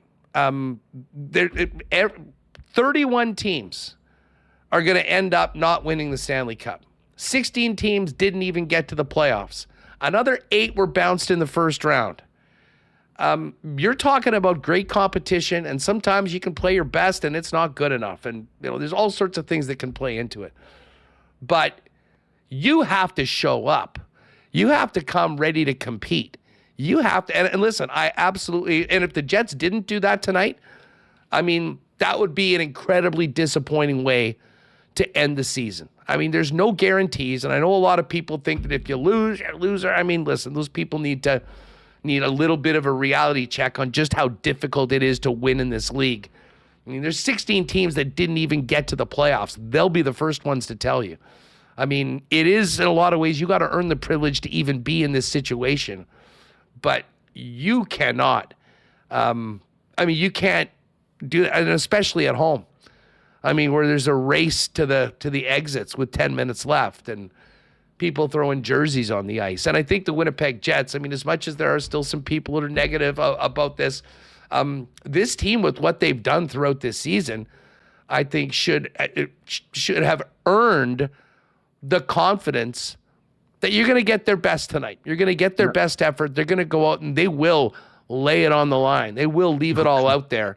And I know you like that one, eh? If it's not good enough, so be it. But don't go out without your best efforts. And you know what? If you're beaten by a better team, you know, it's a lot easier to live with that than live with the shame that group has getting on that plane going to Florida in a series that feels like it's already over. I mean, if the Leafs played with a shred of competitive fire the Jets showed in the final 5 minutes of that Blues Game 7, the series would be over. It's kind of lost in all this is how insanely talented so many guys are on that team. But it just it's the classic, like, you know, we hear it all the time over the last couple of years, like somebody's got that dog in them. Like, yeah, you either do or you don't. Like, you can't. How many more coaches do you need to bring in here? Like, the guy either has it or he doesn't. And it's, you hate to say it because specifically Matthews Marner, like, they're at the pinnacle of their profession. They clearly put like millions of hours into crafting their skill, becoming one of the best in the play. Like, it's not like they don't work hard, but you see it out there. Like, there's just no way that if Sidney Crosby in his prime was on the Maple Leafs, that type of a game would have happened. And you just go down the list of high-end guys, right? Like, you don't see that. The only comparable I could really think of is like somebody like James Harden in the NBA who had all the skill, but just seems like, it's like, does he really want it though? And that's what you get when you watch the Leafs. It's like, do you guys really want to win? You say you do, but I don't. Like, I'm not really believing that losing this game is the most important thing, right? Like, it just, I don't know. It would drive. If you listen to the post game, we got a late flight, got delayed, so we were coming back. The games were done as we drove, and we fired up the post game comments. I'm going to bring this up with Kouleas. But it started off with Matthews, and then it went to Marner, and they were both like, "Oh yeah, you know, we got to reset, we got to refocus." And then they bring on Chris Tanev and goes, "You know what? I wasn't good enough tonight." Pointed directly at himself, which probably wasn't even really true when you look at the big things. And then Berube as well, and just a little bit detached. I can tell you, I will certainly be checking out what Hayes and the boys have to say on Overdrive today. When we're finished this. But for the Jets, I mean, to use your point about the dogs, I mean, put the dog collars on tonight, fellas. Get out there and fight for every single square inch of ice. Fight as if your season depends on it, because it does. You'll have 15,000 plus behind you every step of the way tonight. And let's get this thing back to Dallas and have a fun show tomorrow. B, great stuff as always. I'll hopefully be enjoying a much more upbeat edition of Skates and Plates tomorrow before we do Winnipeg Sports Talk. You have a good one tonight, pal, and thanks for jumping on. Sounds good. You too. We'll talk to you guys soon. All right.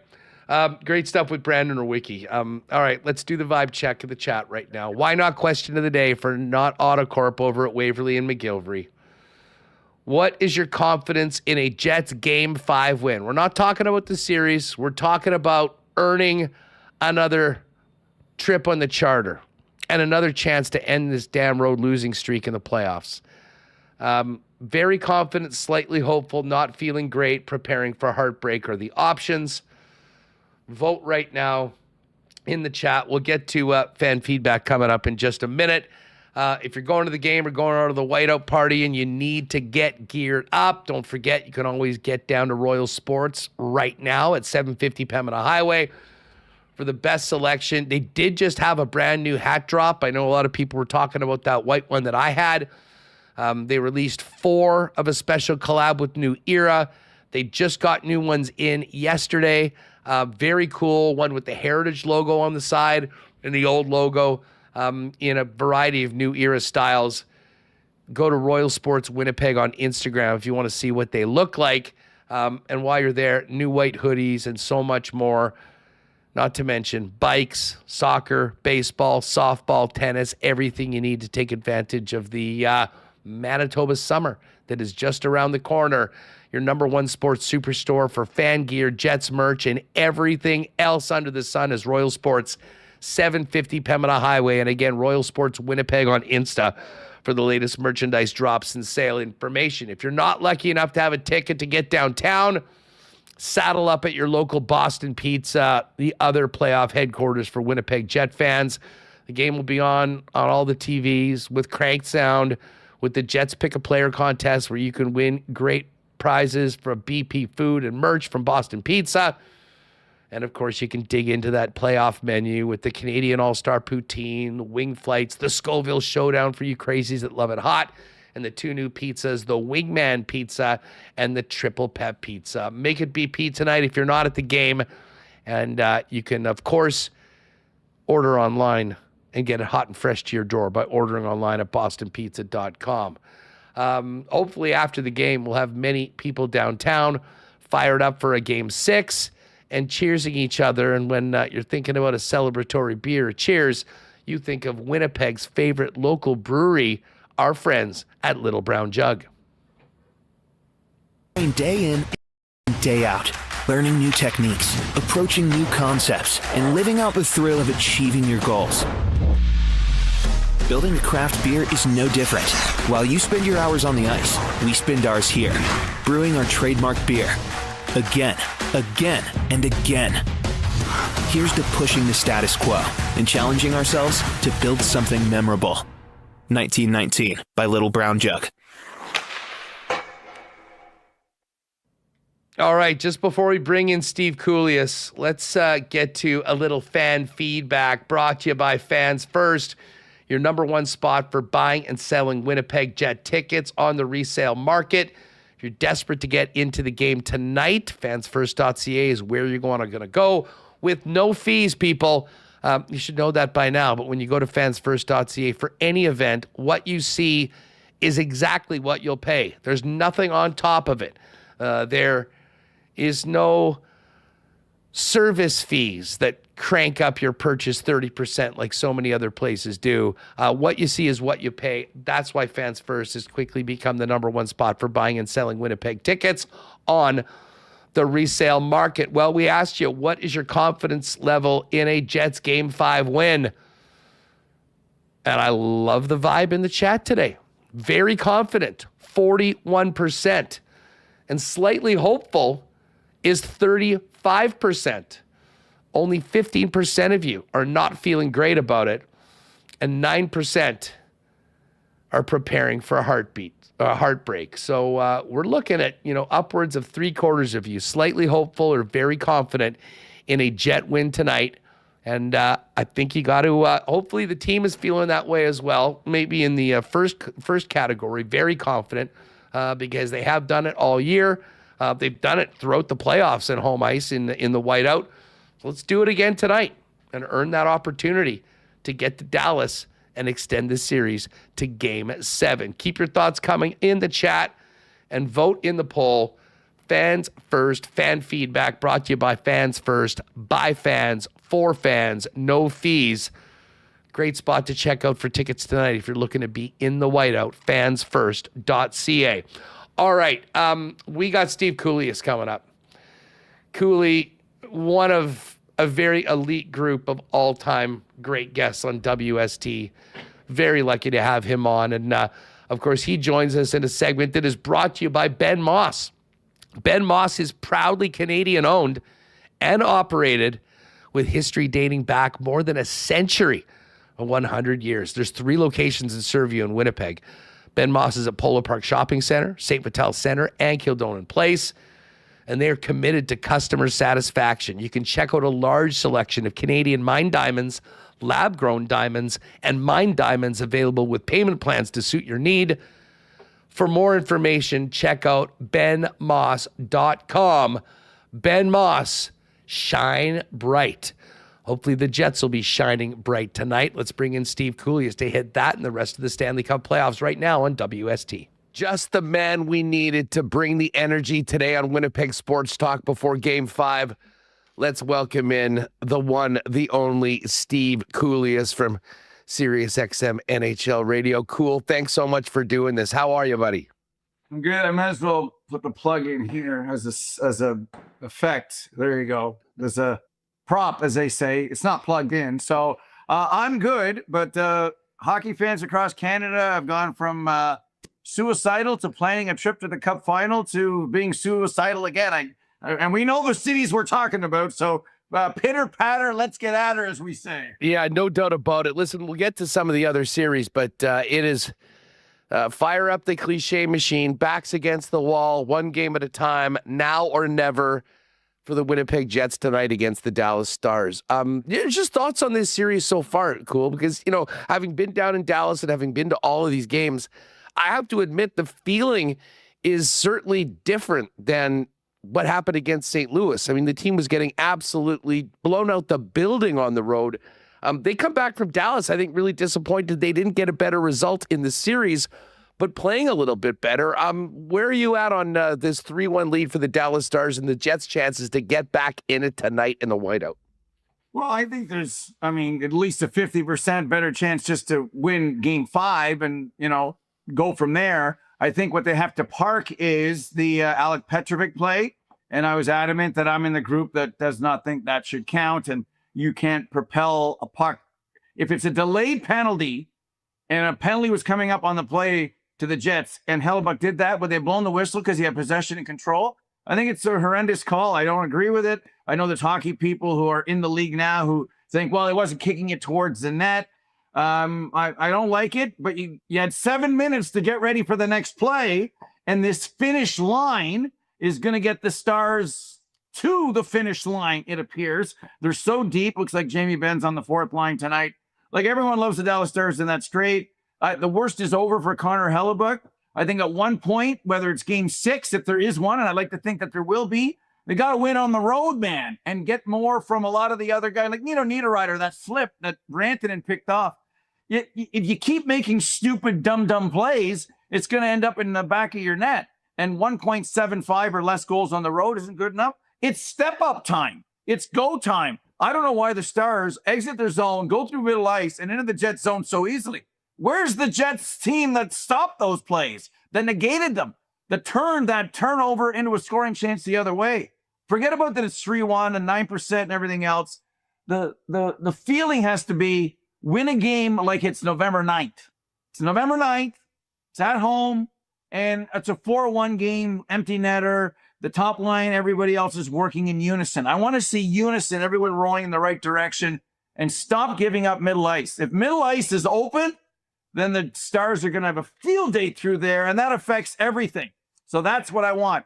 Middle ice gone for the Stars by the Jets. It's funny you bring up the middle of the ice because the neutral zone seemed to be, especially in that St. Louis series. I mean, when you look back at the games that went one way or the other, it was the team that took control of the neutral zone and, made it more difficult for the other team to enter theirs, and were able to turn it around or break through with speed. And that certainly has been the case at times in this series, although maybe not to the degree of the St. Louis series. But cool, it is a head-scratcher. Now, listen, I'll say this. I think the Jets played well enough to maybe get a better result and be a 2-2, but whatever, that's not the case. This is 3-1 for St. Louis, and you have to sleep in the bed that you made.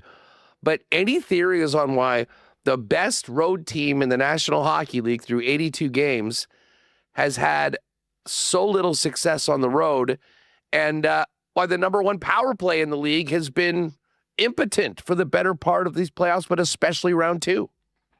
Well, I think when we look at the 3 Canadian teams left, there's a difference between 1 and 82 and 83 and beyond. In 83 and beyond, you get rid of the 16 losers, the biggest losers. They're the ones who pad your stats individually or team-wise. So they're gone. What's left? Well, when you look at the best of the best, this is what's left. And when you're a team like Dallas, you played Colorado and now you're playing Winnipeg. And if you're stymieing them on their power play and you're doing what you're doing for them on the road, you at home, and the things that you talk about in middle ice, it's because you're well coached and you're executing your game plan better than the other team. And I think what we're seeing right now is you either execute or become executed. And do teams care? We have to believe they care, that they're trying, that they want it. All the things Mike Babcock said is, you care, they care. They're competing, you're competing. They want it bad, you want it bad. So what's the difference going to be? I made the play, and you didn't. Kyle Connor, breakaway shorthanded, stopped. Heiskanen to Granlund, scores. So it is about executing in the moment, or it's not 2-2, it's 3-1, or you're out of a series. I'm saying collectively. So how about execution? How about the things about scoring first, back checking, making the play? Great play out in front by Shifley to Belardi, and save on the play by Ottinger. That goes in, but it didn't. My aunt, my uncle thing. So I'm about executing with all the other things being equal. Teams are even, compete, and everything else.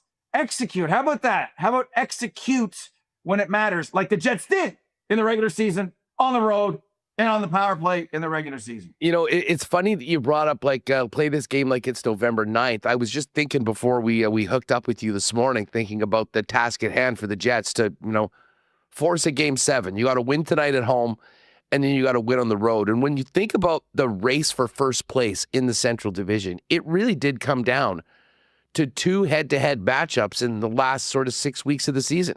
It was March 14th here in Winnipeg, where the Jets won 4-1, and then they went in when Dallas was right on their heels after that hot streak on April 10th and shut the Stars out 4-0 at American Airlines Center and all but clinched the Central Division. And to get back to that is where they need to be. But I will say this, especially coming out of Game 4, I think the shot attempts were 72-45. This was not a no-show. We'll talk about no-shows in a minute. Far from it right now. It kind of does feel like they just need a couple things to go their way and get a little bit of momentum moving forward, Cool. And we could have a series on again. Yeah, I think the good thing about a comeback when you're down 3-1 and are back at home is 5 and 7, of course, would be at home. And you only have to kind of win one game on the road to be able to win the series. And when you're 0 for what now, 10 on the road? Or 9 in a row right now. 9, then you think, well, the law of averages, hockey gods, how about we have a 1 for 10? I'm only asking for 10% here, but it has to start again with tonight. And the math is not good, man. If you're on the operating table, the doctor's going to tell you you're at 9.1%. That's not good. How you change the narrative is by changing the narrative with there's enough there. So now we could go through each line, each player, middle ice, all those other stuff too. But now it's about getting in on it and making it happen first. And I think the Jets have been too easy to play against for sure on the road, and have not been able to do the things that they did in the regular season at home as well. Just because you split at home, we believe split, and then it's a mini series. Well, when you don't execute your game plan because of the things that we just talked about, you put yourself in a very difficult position, and other teams can feel it. You don't think Dallas knows Edmonton's through? You think the Oilers, they played a great 0-0 game. They did exactly what they needed to do to put themselves in a one-shot opportunity. So Dallas is the same way. They're winning 0-0.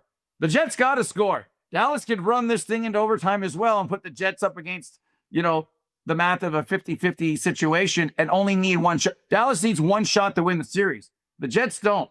They put themselves in a really good position and have the best goalie that's left. Let's be honest. With all due respect to Freddie Anderson and Logan Thompson. Come on. Look at the strength of competition. New Jersey and Montreal, and then each other compared to what these teams have faced. No. The best teams are in the West. You mentioned goaltending, and it's hard to get around it. Hellebuck was brilliant in game number 2, but when you break down, the very thin margin between winning and losing, especially in those 2 games on the road, I think it's pretty clear that Connor Hellebuck needs to step up and be the better goaltender tonight and through the rest of the series if this team is going to get off the operating table and walk out of the hospital. Yeah, and I'm in a perfect world, he's good tonight. The Jets are good. It's a 2-1, 3-1 empty netter, maybe 2 empty netters. They feel good about themselves. And then the steal happens in game 6 in Dallas, where they might not be as good, not on purpose. When people talk about how do you win, scoring first, stay out of the box. That's not enough momentum. I take those things when I go, we got to do better than that. Though, really? Everyone wants to score first. Everyone wants to stay out of the box, and everybody wants to. I don't play those types of games. I play the types of games is when things go wrong, are you able to stay on course? Why is it going wrong, right? Do you have to make in-game adjustments? Is this defensive pair not working? Do I have to shorten the bench in the third period? All those things. I like the makeup of both teams. They're supposed to be very even. It's supposed to be 2-2. But then someone's got to do something. Like I didn't like Scheifele on the Rampman goal after the kick in motion deflection. I didn't like that play. I don't like when he's lost and looking around. So I'd like him to do more. We circle your best players, not circling Mason Appleton and saying, come on, it's these guys that have to do it. And if they can't do it higher up the lineup, then this is who can they fit with better? Do you think about separating certain? Everything's on the table tonight. And got to start with your best players. And it's not just Hellebuck too. I think sometimes the goalie's the low-hanging fruit. I think other players have to be better around them. And like I said, execute. Best players execute. I'd like to see the zone entry, kick it out, fake shot, Royal Road, bang. That's Jets hockey. At the blue line, zone entries, make it happen. And if the play's not there, then you get in and get after it. Bingo. That's what I expect. Cool. You mentioned the 9% historical chance of coming back from a 3-1 deficit. I'm channeling as many positive vibes for the Whiteout tonight as possible. And I will point out to everyone, especially those that have lost faith, that 9% is a hell of a lot larger of a chance of coming through than what the Winnipeg Jets had with 2.5 minutes left in Game 7 of Round 1 against the St. Louis Blues. And Adam Lowry said after that game, there is no quit in this team. And I'll tell you what, I really do think that near-death experience and what they learned from that can help them do what they have to do, and that is leave it all out there on the ice tonight to live to see another day. Yeah, I'm going to say that whoever wins the special teams battle will go a long way. Let's say the goaltending will be even. The teams are too good not to execute when it matters on the power play. I have to look and think that Scott Arneal and this group has really gone over why Dallas has worked so well in stymieing the Jets and what has to change. Maybe from the point it goes into the corner, so you're playing the behind the net play where Ottinger and the defense have their back turned, so then you're getting it in front of the net quickly. But the same old in this way isn't going to work. And I think sometimes teams try to drive the same stake through the same vampire the same way, and it doesn't end up working. I want to see the creative changes of a team that you play again and again and again to be able to defeat them. You're talking about the great March, April, beating Dallas, beating Vegas in Vegas when Comrie was in net. All that's great, but those are kind of one-offs. Now we're seeing the same team again and again and again. Are they going to the glove on Hellebuck all the time that they believe they can beat them there? They feel it. They're feeling it. So how are you going to negate those opportunities? And on the other side, be able to get to the front of the net. And the Ehlers goal was terrible. That should have been the storyline. The goal that McKinnon scored to make it 2-0 in Game 7, that was terrible as well. Ottinger's human. He allows terrible goals too. The difference is his team comes back to score again and again after that. They get him out of trouble at times. So I think there's something to be said of putting. If there's not a play, the puck's got to go in the net. Make him eat it or make him make a mistake because he's human too. Okay. He's not Wall Brodeur of Stanley Cup playoffs. Okay. He still hasn't won 16 games. Not yet anyway. So make him pay that price. Cool. Special teams has been a huge part of it, man. I hated Dylan DeMello's penalty early in Game 4. That one ends up in the back of the net. You mentioned Nino Niederreiter scored a beautiful goal, but has taken a couple penalties that have been problematic. But I'll tell you what, on the other side, you've got the captain of the Dallas Stars and one of the longest tenure stars in Tyler Seguin, who game after game have taken terrible penalties and put their teams in a bad spot, and the Jets haven't been able to make them pay with that power play. I mean, any thoughts on what this team needs to do other than catch a break or two with the 5-on-4 advantage to flip this series, or at least get a win tonight and get this thing back to Dallas? I would work it what I said. I'd work it down low. I'd like a crease play. Remember, Stars had a great crease play. They do, from Duchesne to Wyatt Johnston. I like that, and I think that could work Kyle Connor to Mark Scheifele, like the Jets had that, or vice versa option. I do like getting it where you're playing a little catch behind the net, and then you take it there. It's a garage sale, man. It's not, oh, there's no play. We're going to go back to Morrissey, and it's going to go, what are the perimeter is loser hockey. I talk about taking it in, and at that play, even early on, when the puck is at the side of the net, and you're playing a little catch behind the net, now you turn, you drop that left shoulder if it's Scheifele, right? And you're coming, and there's a garage sale in front of the net. Little greasy, doesn't hurt anybody as well. So it's the skill with the zone entries I talked about, then chipping and going to get it, and then I call it garage sale hockey. At that point, you never know. And at that point, that changes the narrative. Oh, they haven't done this. So that's something I would do. I like having goalies turned and defense turned around. Oh, it's behind me. And then who's available out in the slot. That's a strategic X's and O's play. I got it from Howie Meeker Hockey School. So try that tonight for the Jets. Hey, cool. Elsewhere, when we're talking about the Canadian teams, the Oilers are on to the Western Conference Final. And, in the whole conversation about goaltending being voodoo, I mean, Stuart Skinner was literally being run out of Edmonton 4 or 5 days ago. And now he sits here with back-to-back shutouts, and the Vegas Golden Knights are golfing. Just thoughts on that series and how it ended the way that it did. To be fair, I mean, listen, McDavid and Draisaitl, incredible, but they really did not dominate this series like we've seen them dominate before. It seemed like the entire Oilers team stepped up, and that's the way you win a 1-0 game on the road in overtime like they did last night to book their ticket. Yeah, the best thing that could have happened to the Oilers did. Pickard was 888 before he got hurt. 888. And won a playoff series for them. Helped them win 2, really, at 6-0.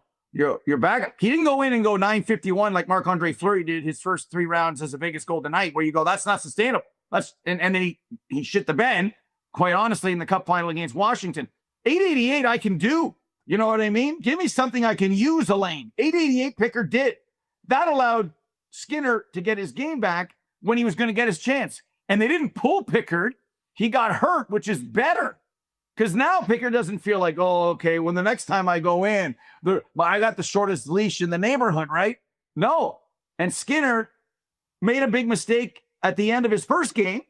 The Oilers said, no problem, and helped defend in front of him better without Matthias Ekholm. So what happened? Stetcher came back. Wallman, and if you can believe, John Klingberg played well. Nurse, Bouchard. Good. So their defense without their best defenseman, they bent. They didn't break. I thought they were going to break without Matthias Ekholm, especially against the Kings. And up front, for the first time all year, they didn't miss Dylan Holloway. You know why? Because Frederick came back and Evander Kane came back. Evander Kane, Connor Brown, and Adam Henrique. Oh, the game before, running over Aiden Hill like he was, a Leaf goalie or something like that. They didn't care. They were the hammer, not the nail. They didn't need McDavid and Draisaitl. You know why? Because they had Hyman and Brown and Henrique and Corey Perry. One game, Corey Perry's 19 minutes on the first line. The next game, he's the 4th line right winger playing 8. That's an accordion. If the kids even know what an accordion is. I haven't even seen one for like 35 years. That's what the Oilers are. They're an accordion. Oh, you want to go like this? You want to get tight? That's why. They didn't need McDavid and Draisaitl. Like they always do. Uh-oh, we're losing. Put them together. Oh, by the way, the rest of you guys, you can take a shower. That's what the Oilers have now. They have the best 12 forwards in the league. And you know what Vegas had? They had 6.5 that were going. That's why the Oilers beat Vegas. 12 to 6.5. You know what that is? Yeah, that's beating Vegas at their own 4-line game. Congrats, Edmonton. Cool. Can't have you on without talking about the other game that happened last night. Man, it's incredible how series can change so quickly. 5-6 days ago, the Leafs, 2 great performances, a 2-0 lead, and then you lose 2 on the road. But what happened last night? Full disclosure, I was traveling last night back from Dallas, so I'm sort of following along with this game. It's 1-0. Okay, oh my God, it's 4-0, and then I fire up my feed. Where does that embarrassment rank amongst Leaf futility in the last number of decades, and how does that happen in such a big stage? Well, I think it would rank among the Matt Sundin under the Quinn administration, which was really good, the 6-shot performance in bowing out against the Devils. And I guess that was game 6. 6 shots in the game, 3 in the first, 2 in the second, 1 in the third. And they had a better team, I think, then than they do now. They had grit then. They did make some changes to get better with the Nieuwendijks and Roberts and Tuckers and all. So they learned, and then they added those pieces to almost win. They didn't get there, but they had a great run under Pat Quinn. In this situation, nobody is embarrassed about losing. You know, they don't expect you to lose for 60 years, but losing is one thing. It's how you lose.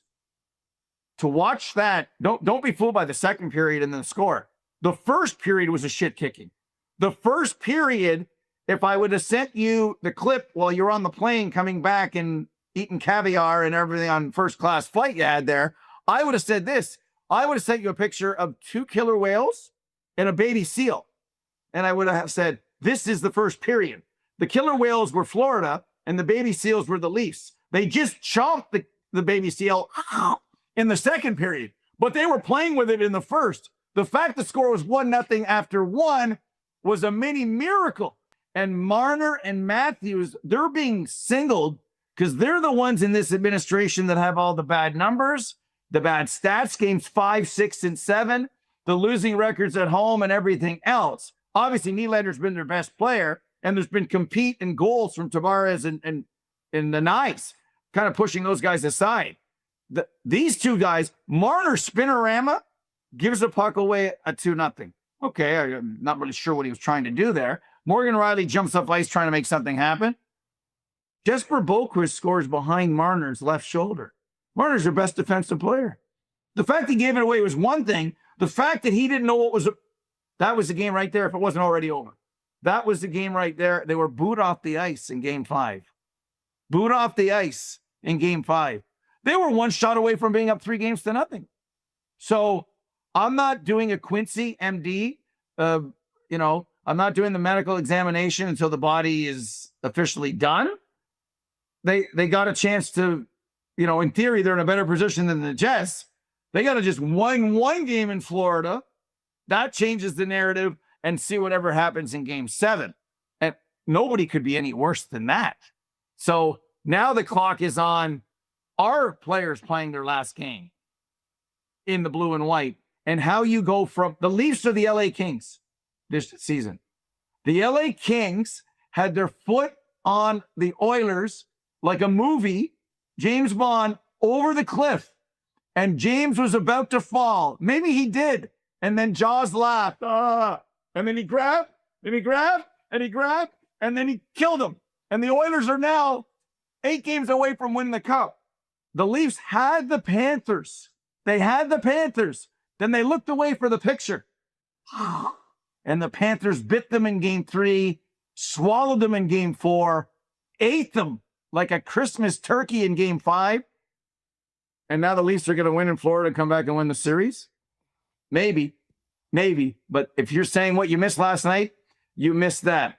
Men versus boys. That's your synopsis of last night.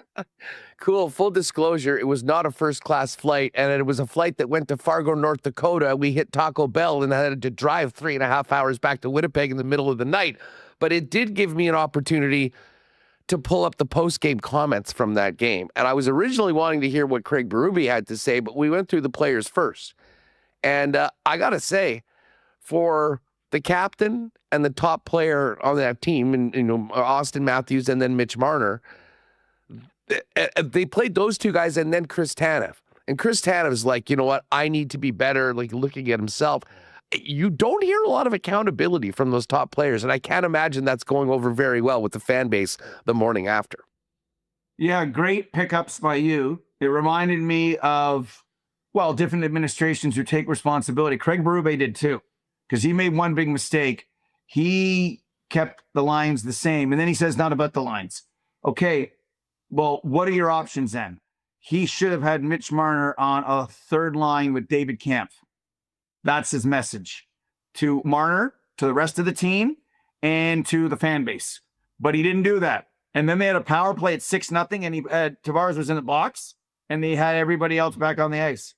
That's Craig, I love you, but Patty, that's terrible. That's terrible. You know who's on the ice for that power play? 5 defensemen. You know what I mean? That's what Punch Imlach would have done. Or you say whoever is never on the power play is on the power play. Scott Lawton and Nick Robb, well, he's on power play. It doesn't matter.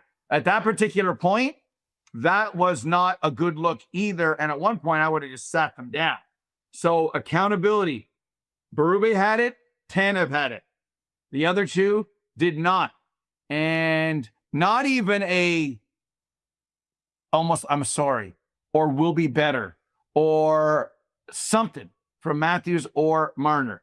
And I think that, I don't know how many times you can go to the well and keep hoping that there's something. This happened like this year. This happened like I didn't mean to leave the gasoline can beside the fire, Dad. But you're right. But because they won the division. They had a great regular season. They're a great regular season team. They got Ottawa, had a bit of a scare, but adversity twice, they beat them. Like game 6 is now, they still won it. Pacioretty scored. Beautiful play. Florida, in trouble, still beat them the first 2. Game 3, 2-0, started quick. 3-1, then play the worst period of the year, still tie it and lose it in overtime, and have not showed up since. That's the storybook right now. Maybe the Leafs are not in a better position than the Jets. Maybe the Jets are down 3-1 better off than the Leafs, if you know what I'm saying. Maybe there's more people in hockey who say the Jets are winning tonight and then they're due in Dallas, right? And people think that there's no way. But I'll just say this about the Oilers. They faced the same adversity or worse. And they got through it and won. They were down 2-0 and in trouble in game 3. They tied it, got a call, dumb call. So the Oilers saw the devil too. But they paid the river, man, and they're at the other side right now. Let's see what the Leafs and Jets do, because you know what? They're kind of cousins. The Leafs and Jets have a lot of similarities. Let's not go that far, please. It's pretty close. Let's see if anybody can get her done when it matters. Well, I'll tell you what. We'll be in the whiteout tonight. The fans will be bringing it. Hopefully the team does as well, as they've done at home pretty much throughout the Stanley Cup playoffs, and earn that opportunity for a Game 6 to get this series back here to Winnipeg for a deciding 7th game. And I hope that they'll give you an opportunity to talk about a nice win and talk about Game 6 as opposed to another autopsy for a Canadian team in the Stanley Cup playoffs. Cool. This was phenomenal. You are the 5-star. This is exactly what we needed today. So enjoy the game. Have a great show. Thank you so much for doing this. And let's hope we've got another opportunity to talk Jets playoff hockey in the future going forward. Absolutely. Patty, anytime. Tell producer Mike, keep up the great work. And power play, let's start from the behind the net, take it hard to the net. That's my strategy for tonight. Have a great one, Cool. See ya. Cooley, just the best. Been loving the chat throughout that interview. Hey, listen, if that doesn't get you fired up for Game 5 and some Stanley Cup playoff hockey in the whiteout tonight, you better check your pulse. Great stuff, and thanks again to Steve Kouleas. Check him out on SiriusXM NHL Radio. All right, well, listen, we're all locked in on tonight's hockey game, hoping there'll be a Game 6 on the weekend. Tomorrow, actually, is the Seabears opener, and we will talk about that tomorrow. I think the Slatman, Joey Slattery, is going to join us to tee up the season. But our friends at the Winnipeg Goldeyes are kicking things off with their home opener next Tuesday, May the 20th. And get this, everyone. First 5,000 fans at the game on Tuesday get this special one-time Goldeyes jersey. Look at that. Goldeyes, black, WPG on the side, and Winnipeg 25 with the maple leaf. So get your tickets for the home opener. Get there early. Get a couple little brown jugs in you. Get some great food at the ballpark, and let's get down to winning some baseball games at beautiful Blue Cross Field. Check out the Gold Ice site at goldice.com. You might want to plan a corporate outing, a patio party, maybe get a suite for a game, or just a flex pack to enjoy Gold Ice games throughout the summer with you and your family. 982-BASE is the number, Gold Ice. Their staff is amazing, so they can walk you through everything and all of your options. But first things first, let's get some butts in the seats for that opener, and make sure to get there early for this awesome jersey giveaway for the Gold Eyes season, as baseball is back for another year in the Peg. Couple great nights of live racing with incredible summer-like weather for the first 2 days at Assiniboia Downs. They'll be back at it next Tuesday and Wednesday with live racing. But of course, you know, Assiniboia Downs is open every single day except for, I believe, Christmas. VLTs, great dining. But if you are planning on going out for live racing, might I suggest you make a reservation in the clubhouse dining room. Take advantage of that world-famous prime rib buffet and really do it up and make a night of it. But it's free admission, free parking. Head on down to Assiniboia Downs and make sure to check them out on YouTube when the live racing is going on, because Kirk and Stretch hitting you with winners, at least plenty more winners than Michael and I did with our picks for the first 2 days. But we're just hitting our stride. We'll be back at it next Tuesday. Still in a tie. All right, let's get to PGA Championship in our Breezy Bend Golf Report today. Second major of the year out at Quail Hollow, where Rory McIlroy has dominated. But it wasn't Rory's day. Rory finished 3 over par. And right now it's Ryan Gerard at 5 under par, leading the way. And some very interesting names. Luke Donald, Ryan Fox, Alex Smalley, and Stefan Jaeger all at 4 under par. Cam Davis and Aaron Rye are 4 under right now, playing still on the course. 3 unders include Alex Noren, JT Poston, Matty Fitzpatrick, Bobby Mack, Robbie McIntyre, and Keegan Bradley, U.S. Ryder Cup captain. Adam Scott's at 3 under right now, and he's just through 9. Scotty Scheffler finished at 2 under par today. Just going down and looking at some of the other notables, Fleetwood and Rahm, both 2 of the top Euros. John Rahm, of course, from the Live Tour, 1 under par. Tony Finau, 1 under par. Akshay Bhatia, 1 under. Max Homa, 1 under. Nicholas Højgaard as well. Ludwig Oberg, 1 under par. And Canadian Taylor Pendrith, the top Canadian. That was my favorite bet of the event over at CoolBet. I used my 30% profit boost on that one. He's 1 under through 7 right now, along with Victor Hovland. Willie Z, Dustin Johnson, Colin Morikawa, Jordan Spieth, all even right now. Wyndham Clark also at even. And then when you get into the pluses, Xander Schauffele finished 1 over. We mentioned that Rory McIlroy finished 3 over. DeChambeau is 1 over. He's on his 7th hole. Sergio Garcia as well.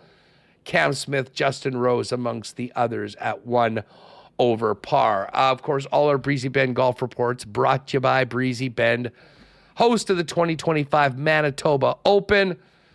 Give the clubhouse a call and ask for Corey Johnson, or check online at breezybend.ca for more information about getting on the waiting list and making Breezy Bend your long-term golfing home at one of Manitoba's top private courses. All right, let's get to the CoolBet lines before we're done. And you know where we're going tonight. We're going to the hockey department. We're going to the Stanley Cup Playoffs. There's 2 big games tonight. Starting it off with the Washington Capitals, who are in a similar situation than the Jets. They're a big underdog in their game. They're plus 141 underdogs to get the win at home. Carolina minus 167. Whereas the Winnipeg Jets are actually a slight favorite at minus 115. Dallas Stars 102. The total in the Jet game is 5.5. 5.5 as well for the Canes and Caps. And tomorrow's game's already up on the board between the Leafs and the Panthers. Leafs plus 190 underdogs to win their series. Florida minus 231 if you're wondering about the, I'm surprised. This speaks to the Jets having 2 home games amongst the final 3 scheduled. Dallas is a minus 11 favorite, but the Jets plus 650 to come back and win. I kind of thought that would be more like maybe 8 or 9 to 1. And you could also bet the final game of the series will be Game 5. That's tonight, minus 105. Game 6, plus 180. Or Game 7, plus 310. So if you think the Jets can force a Game 7, you can also get that at better than 3 to 1. You can also just bet over 6.5 games, plus 310 as well. And a Jets win in 7. Actually, you're better off betting the exact score. It would be Jets in 7, home 4-3 is plus 750, which is better than the plus 650 for the Jets to win the series. That's a little quirk, but there's some good betting advice for you. Check all the numbers. Sometimes you'll realize that one's better than the other. So plus 750 for the Jets to win, and that would be home 4-3 series exact score. Leafs 5-1 to win the next 2 games to win their series, and the Washington Capitals 10-1. So there you have it. That is the story right now. You'll also be able to check out the PGA Championship. You can go live odds right now. Scotty Scheffler at plus 350. Ludwig Oberg 12-1. If you didn't like the Rory number at plus 450, well, after a tough first round, 28-1. Maybe it's time to get in on that. You can follow that throughout the tournament, live betting throughout it, available at coolbet.com. But let's go to the exclusives. Let this not be our final WST parlay of the year. It's time for the big boys to step up. Kyle Connor to score tonight. Nikolai Ehlers to score tonight. And the Winnipeg Jets to win, plus 1350. I'm already on it. If you want to ride with me on an Ehlers goal, a Connor goal, and a Jets win, click on the exclusives in the left-hand side and dive into the Winnipeg Sports Talk Parlay. Great show today. Thanks again to Koulias for coming on, Steve Kouleas. Great stuff with Brandon Rewucki. And, of course, Michael Remis getting our clips ready and popping in at the start of the show. All hands on deck tonight, folks. Big effort needed from the guys on the ice and a big effort needed by the fans in white in the stands. Wherever you're watching the game, positive vibes only heading into Game 5 tonight. Let's cross our fingers the fellas can get a win, and we'll be back here talking about a victory, a 3-2 series, and a Game 6 on the weekend in Dallas, where the Jets will look to try to earn an opportunity to play a second Game 7 on home ice. But it all starts tonight. The great first shift, a great first period, and a win for your Winnipeg Jets. Thanks again to everyone that joined us today. Great stuff in the chat. Welcome to all you new people that have followed us or found us over the course of the playoffs. Make sure to hit that subscribe button and give us a thumbs up before you leave. By the way, shout out to the Coolbet boys. We'll get into more on the PGA Championship tomorrow, as well as the CEBL. If you haven't played a Coolbet, you can use the promo code WST for a 100% bonus up to $200 on your first deposit. I got 20 on the WST exclusive. Let's see. Let's cash this one tonight and come back heading into a big Game 6. But it's got to be a dub tonight. There's no tomorrow if they can't get a win. I'll be up in the upper bowl. Hope to see many of you there. But wherever you're enjoying the game tonight, I hope you have a great one. And whatever the result tonight is, win or lose, join us tomorrow right here on Winnipeg Sports Talk for all things Jets and Winnipeg sports. Have a great one tonight, folks. We'll see you tomorrow, 1 p.m. for a big Friday show here on WST. Go Jets, go. Oh, my God. Oh! Shut it down. Let's go home. Thanks for tuning in to Winnipeg Sports Talk Daily. Make sure to subscribe on YouTube and your favorite podcast feed at winnipegsportstalk.com.